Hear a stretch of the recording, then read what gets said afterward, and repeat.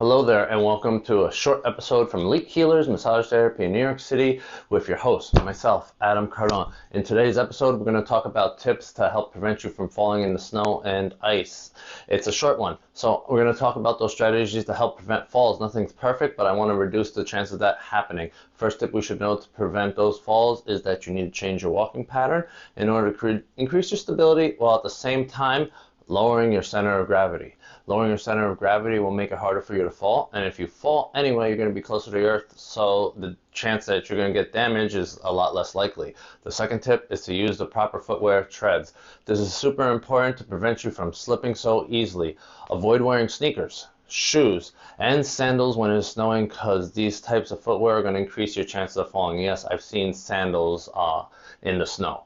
The last tip to change your walking pattern to one of the three examples is what you need to know, and I'm going to show you those in just a moment. But quickly, before I demonstrate those three walking pattern techniques, I just want to say that if you're enjoying the content, you know what to do, and just go and firmly press down on that like button, because likes help the channel grow and also let me know that you care. One big piece of news I want to share real quickly: I'm building an email list so I can reach out to my fans and my super fans whenever I have something major that I'm about to release. I'm telling you this because I'm up to a lot of things and there's developments that I'm up to, and if you want to know before everyone else, you need to be on that email list. I don't want to spoil what I'm up to, but I want to clearly let you know that if you want to know the latest news before anyone else does, then you're going to want to be on my email list. So make sure that you go and do one of these two things to get on the email list. First, you can send an email to the email in the description down below and tell us that you want to be on the email list. Or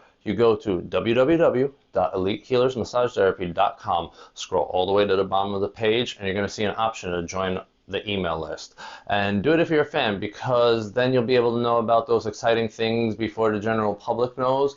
And I recently just decided that all the things I'm up to, this is how I'm going to roll out the news, the latest news. So now that I've made that last necessary announcement, let's look at those three walking techniques to help you move safely in the snow. And let's go outside and hit the snowy areas, okay? Next, we will do the step and shift technique. Keep your eyes in front of you as you do this move. Now, with the foot that has no weight, you step into the snow, and then once it's safe, you move your pelvis forward. Step and shift that weight forward. Step again, shift that weight forward. Sure, you might move a little slower, but you'll be safe, and it'll get you to where you go with the step and shift technique. Once we get to the end, we're going to move on to the next one, which is the Godzilla walk technique. Now, this one's a fun one. What we're going to do is we're going to start by bending our hips and our knees, because that's very important, so we're low to the ground. Then we step and rotate our bodies, and we stay on our non-mobile foot. That's where our weight is, and you can roar. Roaring is always optional, but you step and you rotate. Now, the very last one is side to side. It's called the penguin walk technique. Now, this one, you turn your toes out and you just proceed to shift your body weight from side to side, putting your body weight over the grounded foot again. Penguins do this, and you could be the proud emperor penguin. Just make sure that you have your balance.